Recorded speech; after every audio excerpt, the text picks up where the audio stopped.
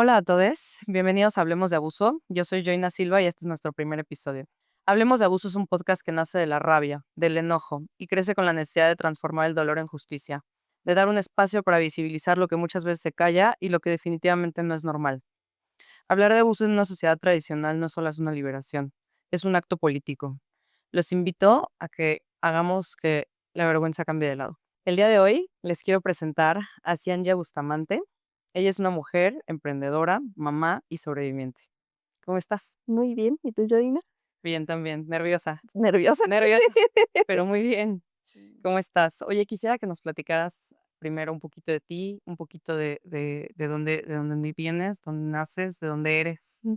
Soy de la Ciudad de México, nací en la Ciudad de México, después, al mes de nacida, me llevaron a vivir a Cancún, estuve ahí hasta como los 3 años, regreso a la Ciudad de México. A los 17 años me vine a vivir a Morelia, Michoacán, estuve 17 años aquí conocí a mi esposo, formé mi familia, Ah, okey. y hace 3 años y medio regreso a la Ciudad de México, y nuevamente estoy aquí en Morelia. Muy bien, pues nos encanta tenerte por acá. Gracias. Cuéntame un poquito de tu familia, de cómo se conforman, tus papás, si tienes hermanos. Tengo 2 medios hermanos por parte de mi papá, de un primer matrimonio.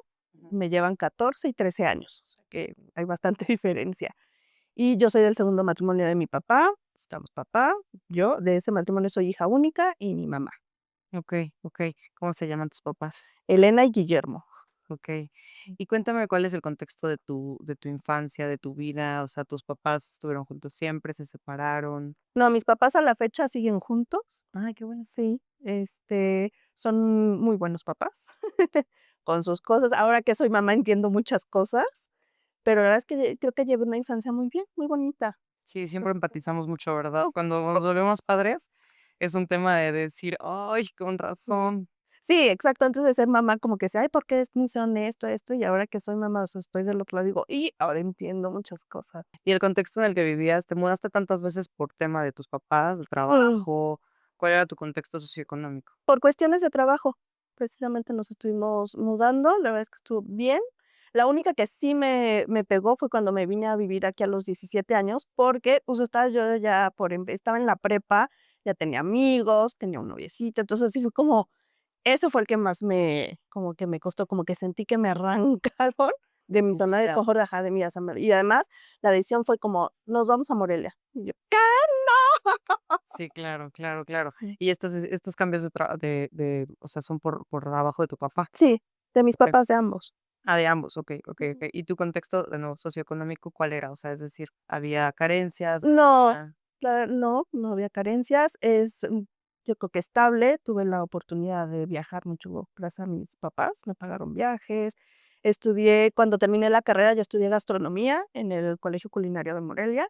mm, Terminando la carrera, me fui a España, hice una especialidad, porque justo mis papás me pagan todo esto, ¿no? ujú. Entonces, la verdad es que no tuve carencias. Esta, especialidad, de lo mismo, culinaria. Sí.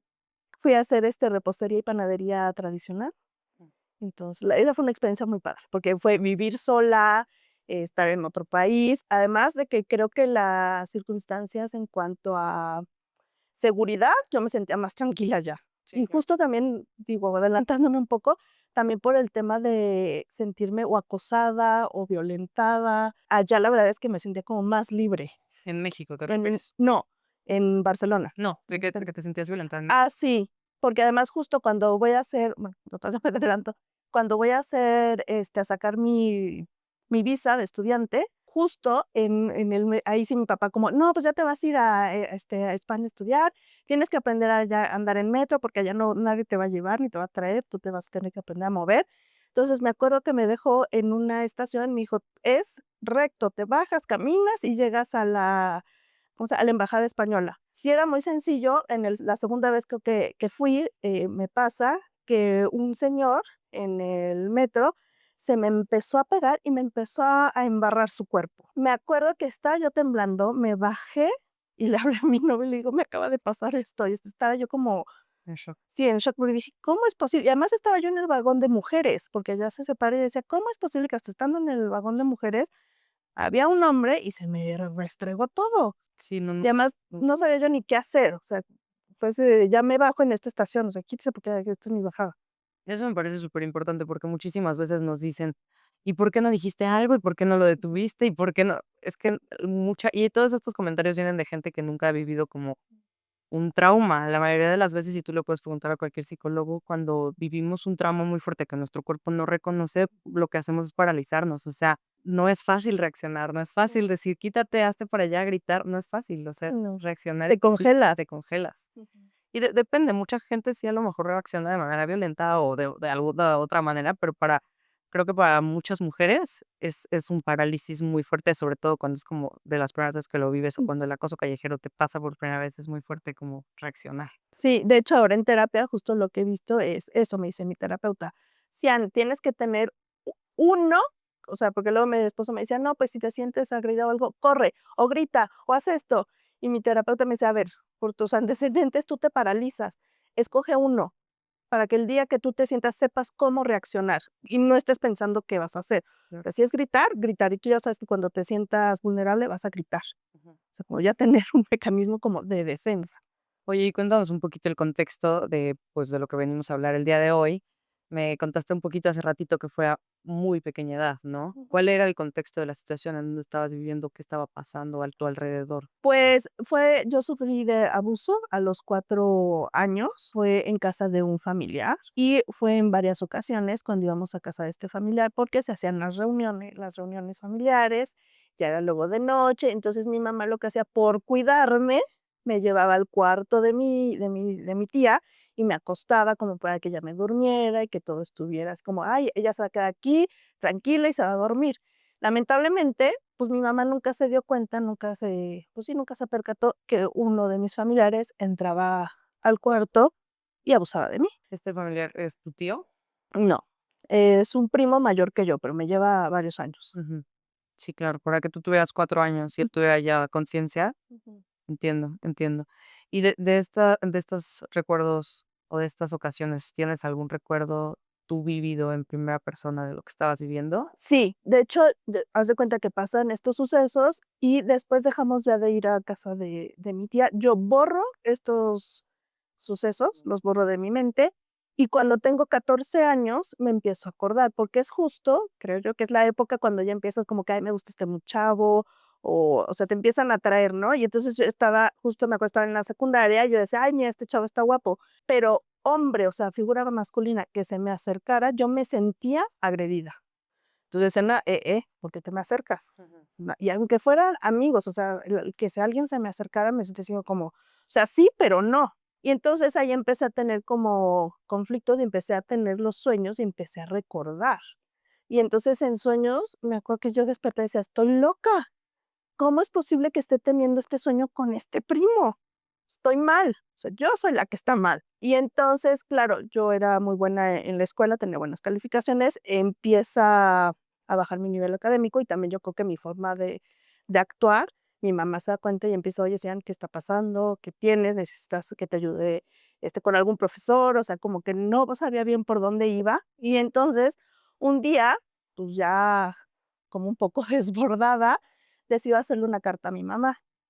Me acuerdo que le entregó la carta, estoy yo enfrente de ella cuando la lee y me dice: "Te creo", porque era uno de mis mayores miedos. Yo no, de hecho, por eso le hago la carta, porque yo quería hablar y sentía cómo se me cerraba la garganta. Y entonces me dice: "Te creo". Y yo así, pues, o sea, sí fue como un alivio y a la vez fue como el que alguien más, o sea, saber que no estaba loca, ¿no? O sea, como que alguien que me creía. Y después mi mamá, porque yo le decía: "Es que yo no puedo hablar con mi papá, me da mucha vergüenza", como si yo hubiera hecho algo malo.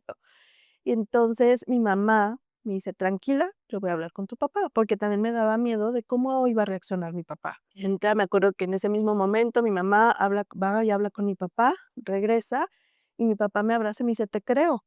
Y fue como, quitarme un peso de encima.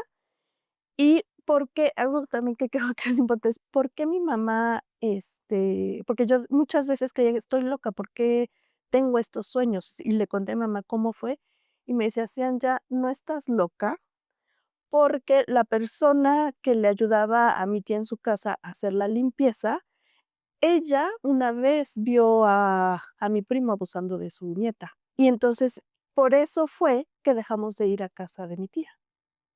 Porque a mi mamá le cuentan, entonces dice: "Está prohibido ya ir a esa casa". Sí, Pero súper dice creepy. ajá, y mi mamá decía: "Yo lo hice porque dije, claro, no, o sea, ya no vamos a ir por también para que tú no pasaras por eso".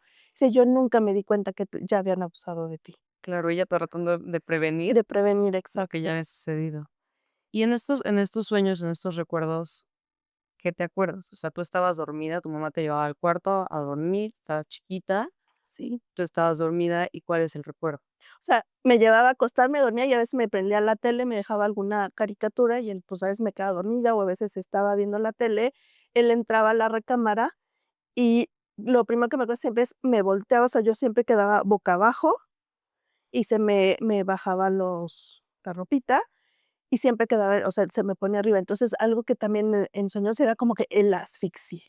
Sentía El que me peso. asfixiaba, ajá. Entonces desperté así de, ¡ah! Porque sentía el peso de la persona, aunque eran sueños, pero lo sentía. Y entonces, eso sí, me acuerdo que una vez con una terapeuta que me hicieron como un tipo de regresión, justo eso lo tengo muy marcado, el peso de la persona, y cómo porque además era más grande que yo. Entonces, su peso sí me pesaba mucho y el sentirlos así era como muy sofocante. Y en ese momento, digo, volvemos a lo mismo a lo que platicamos ahorita del tema del metro, en ese momento no hiciste nada. O sea, Lo tú de único niña no gritaste, no reaccionaste. no, no hice nada. De niña no sabía ni qué hacer Sí, ni no. Y entonces todo esto lo sacas cuando tienes 14 años, tu familia, familia nuclear, tus papás te creen. ¿Y qué sucede con la situación familiar? ¿Cuál es el contexto familiar después de esto? mi papá habla con mi tía, Con su mamá. sí, con la mamá de mi primo, habla con mi tía, pero no fue más allá. O sea, fue como porque hoy entiendo que también mis papás no tenían las herramientas para llevar a cabo algo más, o sea, como que no sé si es que no creo que lo vean como normalizado, pero como que no se sabe qué hacer ante esas situaciones, y más cuando es un familiar, porque yo creo que el conflicto, ¿no? De que: "Ay, ¿cómo? Si es la familia". Ujú.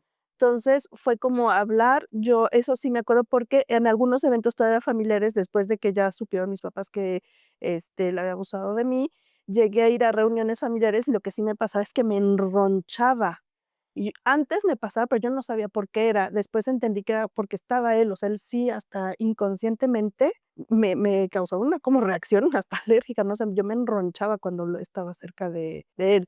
Y entonces yo vuelvo, a hablar con mis papás, le dije: "Es que yo no o sea, ni yo ni mi cuerpo soportamos estar cerca de él". Vuelve mi papá a hablar y dice: "Él tiene prohibido estar cerca de mi hija", pero nunca se hizo nada más. ¿El resto de tu familia se enteró? No, A la fecha, ¿no? no. Entonces, bueno, y a él de alguna manera lo excluyen de la familia, o ustedes más bien son los que dejan de ir a las reuniones. Nosotros, más bien, o sea, sí, él un poco excluido, pero también nosotros, porque yo sí sabía, no sé, porque muchas veces viajábamos a Querétaro o a otras ciudades que tenemos familia, o iba y cuando veía que él estaba, pues yo decidía a lo mejor no incluirme o estar como un poco separada. Claro, lo cual me parece sumamente injusto. No entiendo por qué los abusadores siguen coexistiendo en situaciones familiares, en situaciones sociales, o sea, en Mm, general, no creo que no deberíamos dejar depredadores sueltos por mm, la vida, ¿no? Y me parece sumamente injusto que hayas tenido que vivir esto, o sea, inclusive un par de reuniones familiares más o lo mm, que sea, pues seguirlo viendo, o inclusive tener que renunciar a tu propia familia porque esto sucedió, ¿no? O sea, mm, cuando lo que debería de renunciar a su familia, a la situación social, debería ser la otra persona, sí. ¿no? Y algo que también me acuerdo que me pegó fue que también otro familiar, me acuerdo que a él sí le conté lo que había pasado, y yo sí pues, en un poco en son de reclamarle, le decía: "Es que, ¿por qué te llevas con él si yo fui la que o sea, él abusó de mí, ¿por qué te llevas con él?". Y él me decía: "Sí, pero es que él también ha sufrido mucho". Y yo, Sí, pero yo creo que ningún sufrimiento justifica la violencia, ningún mm, sufrimiento justifica el abuso. Y aunque tú lo hayas vivido, o sea, aunque a él inclusive le hayan hecho lo mismo de chiquito, porque no sabemos, ujú. pero Sí, de hecho, después, justo me dijeron que de él habían abusado. Uno de ellos fue su papá. sí, eso es lo que hacemos muchas veces, no replicar el comportamiento, pero pues eso no lo valida. O Mm. sea, no, tú no te vas a poner a hacerla, ¿no? Ujú. Porque te lo hicieron. Y hoy día, ¿cómo te sientes después de haber vivido todo esto, después de haber pasado, pues, todos estos procesos de terapia, inclusive hasta de un poco hipnosis o algo por el estilo? ¿Cómo te sientes con esta situación? Hoy mejor. Hoy puedo decir que soy otra persona, porque hace 3 años, la verdad es que sufrí una crisis emocional fuerte. Yo, de hecho, decía: "O salgo de esta, o mejor me voy de este mundo", porque yo no le quería restar a mi familia, porque yo tengo un hijo chico y me empecé a espejear mucho en él y tenía muchos miedos. Y entonces yo decía, yo veía a mi familia, a mi esposo y a mi hijo, y yo decía: "Si ellos son felices y yo les resto", porque, pues, traía todavía muchas cosas que no había trabajado, y decía: "Pues, ¿ya qué hago en este mundo?". O sea, o lucho para salir adelante y cambiar todas esas cosas, o me desaparezco de este planeta. Porque se me hacía como injusto restarles a ellos felicidad. Sí, también tenemos la creencia de que la de que solo merecemos amor si tenemos salud mental, Ujú, ¿no? Que de que solo si estoy bien y si ya trabajé todos mis traumas y todos mis ex y ya trabajé todo lo de atrás, entonces merezco amor. Pero la realidad es que todos merecemos amor, independientemente de dónde estés. Hay de repente situaciones muy difíciles donde sí justo te pones a ver más el lado de tu familia, de que: "Ay, mi familia está sufriendo muchísimo por lo que yo estoy ocasionando", pero la tormenta interna y lo que tú has vivido, pues, no es equiparable, ¿no? Y ujú. está cañón, está cañón. Sí, sí, fue una temporada complicada, porque además mi mecanismo de defensa, fue aislarme y fue comerme todo lo que se me ponía enfrente, o sea, fue tragarme literalmente mis problemas y fue aislarme de todo, porque me daba a mí miedo. Me sentía muy vulnerable si yo hablaba con el sexo masculino. O sea, yo íbamos a un restaurante y era yo de: "Oye, ¿le dices que si me trae un vaso con agua? Oye, ¿puedes pedirle?". Y a veces iba en la calle caminando y decía: "Ay, mira, ese vestido está padre". No, pero mejor yo no entro a la tienda y pregunto, mejor me sigo. O sea, no podía enfrentar muchas veces hablar con alguien. Me daba mucho miedo. Es decir, que esto, a pesar de que fue a una edad muy, muy corta, donde o sea, a ver, los niños desarrollan recuerdos a partir de los 4 años. O sea, tú desgraciadamente, pues, te tocó que sí alcanzaste a desarrollar recuerdos, pero los bloqueaste durante muchísimos años de tu vida. Pero aún así, esto impactó de una manera brutal en tu desarrollo de la personalidad y en tu manera de desarrollarte con otros hombres, ¿no? Sí, porque además, de hecho, algo que me acuerdo que decía: "Bueno, voy a salir a hacer ejercicio". Para poder salir, pues, mi hijo iba al kinder, entonces yo me salía como a las 5 de la mañana a caminar en la Ciudad de México, al Parque Hundido, pero yo veía: "No, ahí hay un señor, no, no sé qué". Entonces, en vez de caminar, yo más bien me iba, no sé, me iba yo hasta frenando en el andar, porque me iba cuidando de todo, y hasta le decía a mi esposo: "Es que más bien salgo estresada cuidándome de todas las personas. No me siento segura", porque sentía que alguien más me podía violentar. Claro. Y entonces eso así como que me frenaba. Más chica, que eso es luego mi mamá me dice: "Ay, cómo me arrepiento de no haberte llevado antes a terapia". Yo sé que ya no tenía las herramientas para enfrentarlo. Cuando voy a la primera la primera terapeuta, no sé bien qué corriente era, pero era como para sanar el momento. Entonces, pues sí, sané el momento y estaba yo bien en ese momento, pero después, ahora veo que yo más bien conecto luego muchas cosas de las que pasan con esa vivencia, o veo, por ejemplo, o sea, sí es mucho de conectar, luego me ha pasado, ¿no? Que veo alguna película que tiene que ver con el tema, me pasó, no me acuerdo ahorita del nombre, pero justo ella le pregunta a la persona que está abusando de ella, dice: "¿Por qué me haces esto? ¿Qué te hice para que estés abusando de mí?". Entonces yo decía: "Claro, o sea, ¿por qué? O sea, ¿yo qué hice a los 4 años para que me pasara eso? Nada". Entonces, con esas cosas hay veces que me pasa que hago como clic Ujú. y digo: "Uy, se me hace el corazón chiquito". Es que yo creo que, bueno, no creo, estoy segura de que la violencia, el abuso, inclusive hasta las infidelidades, tienen todo que ver con la persona que lo hace y nada que ver con la persona que lo recibe. O sea, tú no tenías la inclusive, pues, no lo confirmaste al decirnos que tu mamá ya sabía que él había hecho esto con otra niña, ¿no? O sea, este tipo, pues, está mal de la cabeza, evidentemente tiene un problema porque yo no puedo entender, yo tengo una niña de 3 años, yo no puedo entender cómo alguien puede ver a una niña y decir: "Quiero hacerle algo". O sea, a mí no me entra en la cabeza No. que esto está muy, muy heavy. O sea, Sí, yo yo no lo puedo entender. sí, yo tampoco, por eso empecé a tener también, o sea, cuando empecé a tener estas crisis hace como 3 años, fue justo porque yo veía que era justo casi la edad, o sea, entre 3 y 4 años, que es la edad que tenía mi hijo. Claro. Y entonces ahí es cuando otra vez vuelvo a tener un brote, porque la terapia que yo había tomado era para haber estado bien en ese momento, y después dejé de tomar terapia y vuelvo a tener esto. Y yo decía: "Es que, ¿en qué mundo vivimos?". De hecho, yo me acuerdo cuando nace mi hijo, era como: "Es mío y que nadie lo toque". Ujú. Yo me la pasaba con él y me daba cosa, y cuando llegó la pandemia, yo dije: "Bendita pandemia, porque así nadie lo va a tener que ver", Sí. que era como el mecanismo de defensa, ¿no? Que nadie se le acercara. Y hoy día, ¿cómo es esa relación con tu hijo? Mejor. Justo yo creo que le ayudó un poco a que no fuera tan asfixiante. A la fecha lo sigo trabajando, porque hay veces que me cuesta, porque yo veo cosas donde no, porque digo: "Ay, y si lo dejo aquí, pasa esto", o si, por ejemplo, ¿no? Ahora con las clases extracurriculares, va a tener taekwondo y se tiene que cambiar en la escuela, pero ¿quién va a estar presente para en ese momento del cambio de ropa? Entonces, no, se meten los niños, los niños a cambiarse. Ah, bueno. Y es: "Oye, mi amor, ¿te cambiaste y entró alguien más?". "No". "Ah, perfecto".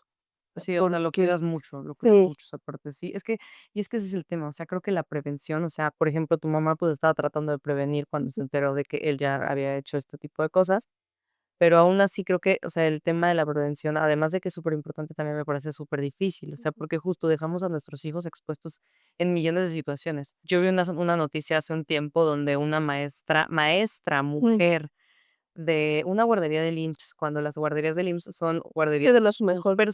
súper protocolarias, súper estrictas, hay cámaras por todos lados, súper cuidadas, etcétera, pero que una maestra de una guardería del IMSS allá por el norte, no te sé decir bien en qué estado, pero que violó como a 30 niños. O sea, ¿cómo es posible? O sea, ¿sabes? Eso lo vi hace unos meses, estamos en 2025 y este tipo de cosas siguen sucediendo Ujú. todos los días. O sea, me parece brutal.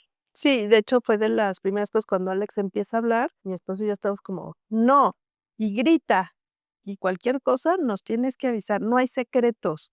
De hecho, siempre le decimos, con la familia, o sea, con mamá y papá, no hay secretos, nos contamos todo, justo para que él tenga la confianza de decirnos cualquier cosa, y que nada está mal, o sea, él nos puede contar lo que sea, porque Ujú, estamos ahí justo para que, pues, ayudar, ¿no? Un poco a que él también tenga algunas herramientas y se pueda defender, ujú. porque sí está complicada la cosa. Es muy difícil, o sea, es el objetivo y la idea de este podcast, que podamos empezar a visibilizar eso y que podamos cambiar esa parte, esa realidad, que es una realidad. ¿A cuántas personas les has compartido esta historia? O sea, sé que a tu mamá y a tu papá, obviamente a tu esposo, el día de hoy la vas a compartir a mucho más gente, entonces, ¿cómo te sientes con esa parte? ¿A cuántas personas se lo has dicho? No a muchas, me costaba, ahora ya me voy soltando, por eso me animé a hacer el podcast, porque ya llevo 3 años con mi terapeuta.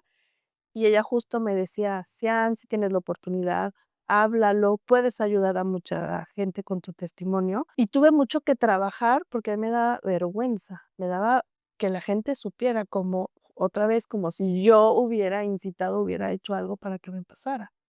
Entonces, me daba pena el que supieran que había sido abusada. Hoy digo, pues no tiene, o sea, no tengo por qué tener yo vergüenza. No, todo lo contrario, él debería de sentir vergüenza, lo mismo, hagamos que la vergüenza cambie de lado. Entonces, fue eso lo que también me ha animado, porque, bueno, yo doy talleres de yoga facial y drenaje linfático, y en un taller, sin saber las personas, porque no voy contando mi historia, me acuerdo que terminando el taller se acerca una mamá y me dice: "Gracias". Le digo: "No, pues qué bueno que se la pasaron bien en el taller". Me dice: "No, en verdad, gracias". Dice: "Mi hija hace 3 meses que no hablaba porque fue abusada". Y si no sabes cómo me sorprendió el que contigo se soltó, habló, y ahí es lo que te digo, yo hice clic con esa persona, porque dije: "Claro, yo sé, yo pasé por eso". Y entonces fue qué padre que de alguna manera puedes ayudar a otras personas. Entonces fue lo que dije: "Pues claro, si puedo ayudar a más personas con mi historia", porque muchas personas no se animan a contar su historia, o no, tampoco van a terapeutas. De hecho, cuando yo decido retomar la terapia fue porque ya estaba yo en un hoyo negro, y muchas veces, pues, lo podríamos a lo mejor resolver hablando desde antes, porque creo que muchas veces es como: "Ay, no, si vas con el terapeuta, con el psicólogo o el psiquiatra, porque en serio estás loco", y no, no se necesita estar loco para, tener, atención psicológica. No, yo creo que la atención psicológica, como dice Odín Duperón, es básico, es así, canasta básica es leche, huevos, terapia, o sea, es canasta básica, no importa si estás muy trabajado o si eres perfectamente feliz, siempre tenemos temas. Y es que el problema es que las cosas que no se hablan, creo yo que se pudren por dentro. Sí. Si no las sacas, si no lo expresas, si no lo dices, aunque sea a tu mamá o a quien sea, no tiene que ser un terapeuta, pero se tienen que hablar las cosas. Claro que un terapeuta, pues, te da muchas más guías, muchos más parteaguas, te guía, ¿no? Por cómo resolver o cómo escarbarle a ciertos temas. Sí, te dan muchas herramientas también para evitar o para ya no seguir haciendo a lo mejor, por ejemplo, patrones que cumples, ¿no? Por lo que viviste. O sea, por ejemplo, yo eso de vivir casi, casi encerrada y estar, evadiendo a la gente por lo que viví, pues no está tampoco bien, porque volvemos a eso, ¿no? O sea, yo soy la que se aísla. Entonces, pues sí me dieron las herramientas como, okey, voy a vivir la vida, tengo que vivir la vida, pero saber qué herramientas para yo sentirme segura. Oye, y cuando le dijiste a tu mamá, ¿nunca hubo la opción o nunca te dijeron como, oye, quieres denunciar o quieres hacer algo por el estilo? ¿O en ese momento todavía no existía el contexto o como la cultura que hoy tenemos, a lo mejor un poquito más, porque la realidad es que también, no sé, la estadística de cuántas mujeres que son abusadas realmente denuncian, la realidad es muy, muy baja, pero en ese momento no existía. No, cuando se lo digo a mis papás, sí, también me imagino fue un shock para ellos, porque además el que fuera un familiar, o sea, yo creo que nunca se esperaron que dentro de la familia pasara eso, pero no se habló en ese momento del tema. Yo después sí, en terapia, me dijeron que sí quería hacer el proceso porque en ese creo que no prescribe, por el tiempo que había pasado, no había prescrito, pero ahí yo también, por los antecedentes que sé del tema, es muy complicado, más porque cuando yo lo hablo, pues fueron 10 años después. Y entonces el comprobar que esa persona había abusado de mí es muy complicado. Y entonces iba a ser yo todo el proceso para que al final digan No hubiera justicia. que no hay justicia. Y la verdad es que creo yo que es muy complicado para la persona. O sea, yo tener que estar demostrando mi verdad ante muchas personas y luego también, en esa época al menos, o sea, demostrársela a hombres cuando mi agresor era un hombre y la manera en la que luego tratan, pues dices: "No, mejor me quedo con nada como estoy", o sea, ¿para qué empeoro las cosas? Sí, desgraciadamente es la realidad de México. La fiscalía no te ayuda en nada, son procesos larguísimos. Son procesos muy cansados, emocionalmente desgastantes, te hacen preguntas. No existe nada de tacto ni nada de empatía. De hecho, yo me he quejado muchísimo de la fiscalía porque existe una fiscalía especializada para la mujer. No sé si en todo México, pero por lo menos en Morelia existe una fiscalía especializada para la violencia de género y a favor de la mujer.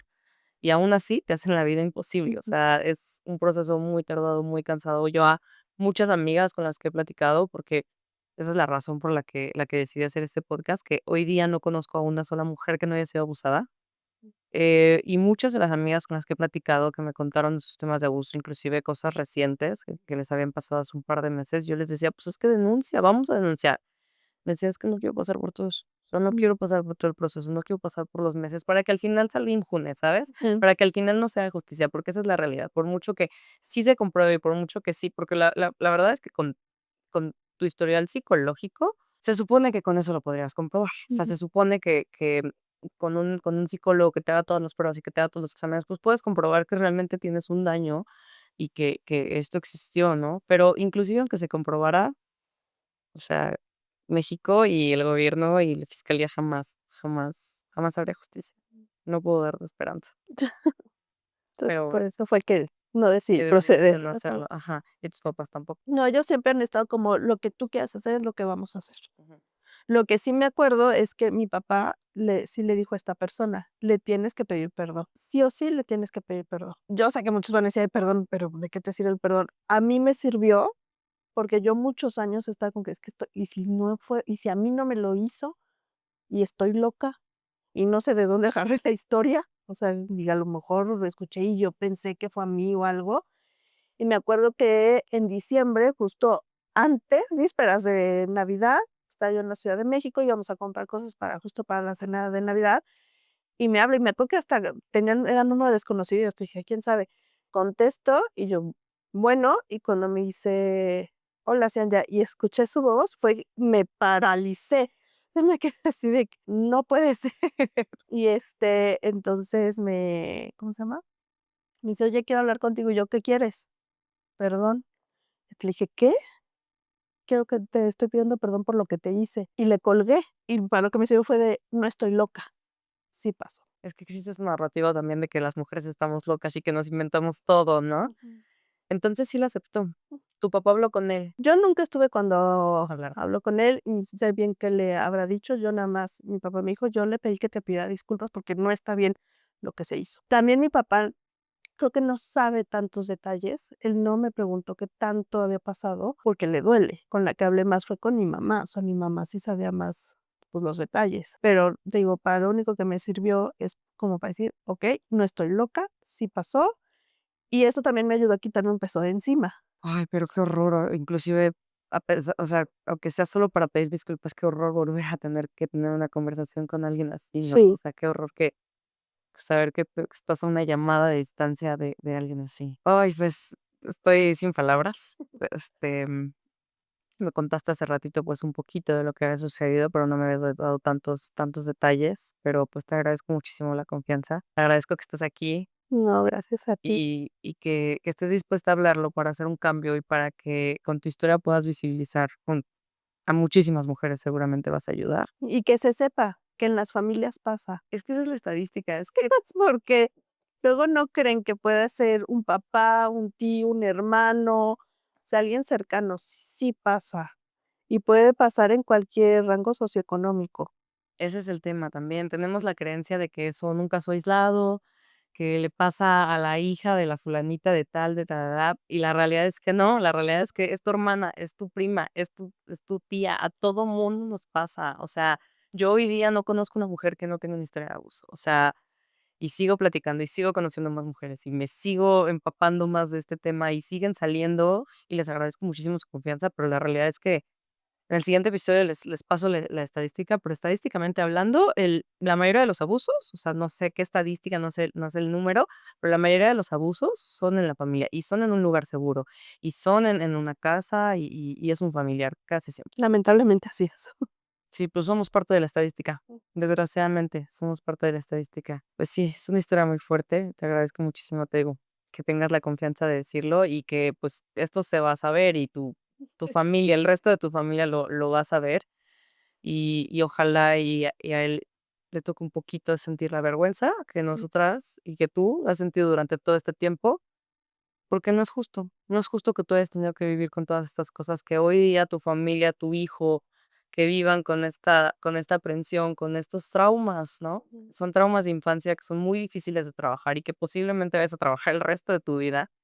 No importa cuánto vayas a terapia, vas a seguir yendo a terapia y vas a seguir trabajando esto, porque es algo que no debería suceder. O sea, nuestra psique, la psique de una niña de 4 años no está preparada para esto. Es algo que no le impacta tanto que no, pues, que no lo puede procesar, o sea, no. Si no sabes qué está pasando. Yo justo ahora recuerdo, ¿no? Cuando pasaban esos sucesos, yo decía: "Es que, ¿qué está pasando?". Ujú, Yo lo único que sentía era el peso e incomodidad. ujú. Eso es lo que recuerdo, pero Te justo dolía. no sabes sí, o sea, eso me acuerdo, pero yo digo, esto no debe de pasar, porque lo dices, no sabes qué proceso es. Yo no sabía qué estaba pasando, yo no sabía qué era ese acto, nada más sí me sentía muy mal. Oye, ¿y esto impactó en tu primera relación sexual? ¿Te Sí, acuerdas de tu primera relación sexual y de cómo impactó esta parte, o si te vinieron flashbacks, o si algo así sucedió? todo lo que dijiste me pasó. ¿Sí? Sí me impactó, sí me costó. De hecho, yo no pude tener relaciones sexuales a la primera el primer contacto, por así decirlo. Y agradezco al universo o a quien sea que la persona con la que tuve relaciones la primera vez tuvo, el tiempo, o sea, el tacto, o no sé cómo decirlo, que es mi esposo, de darme el tiempo para que justo porque él sabe mi historia, o sea, me dio todo el tiempo, o sea, porque, o sea, era como, pues, no podía. Yo me ¿Él ya sentía agredida. él ya sabía esto? ¿Tú Sí, ya le habías contado la historia?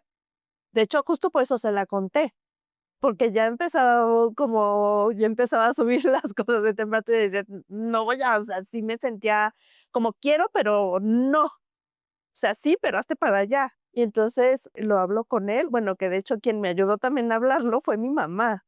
yo no, pues, me daba vergüenza decirle. Y entonces, claro, con la primera que acudo es con mi mamá, le digo: "Mamá, es que no puedo, y está pasando esto". Y mamá de: "Pues, ¿quieres que hable yo con él?". Y yo: "Pues sí, porque a mí me da vergüenza".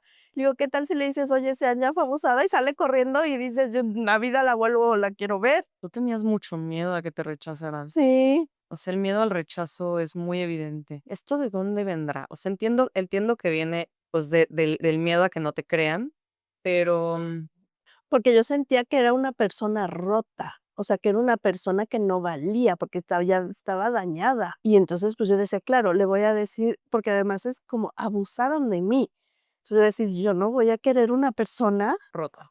rota". Pero Pero él me dio el tiempo y fue muy lindo, y fue hasta donde tú quieras, y nos vamos a ir con calma y tranquila. O sea, yo agradezco mucho eso, porque también sé que hay personas que luego hasta por sus mismas parejas, o sea, ya abusaron de ellas, luego tienen una pareja y vuelven a ser violentadas, y entonces ya no se quedan con ganas de nada. entonces ya fue una edad un poquito más avanzada, o sea, no fue como todas las niñas que pierden la virginidad a los 18. Pues fue a los 18 más o menos. ¿Sí? Sí, Okey, o sea, ¿conoces a tu esposo desde los 18 nos años? conocimos en la prepa.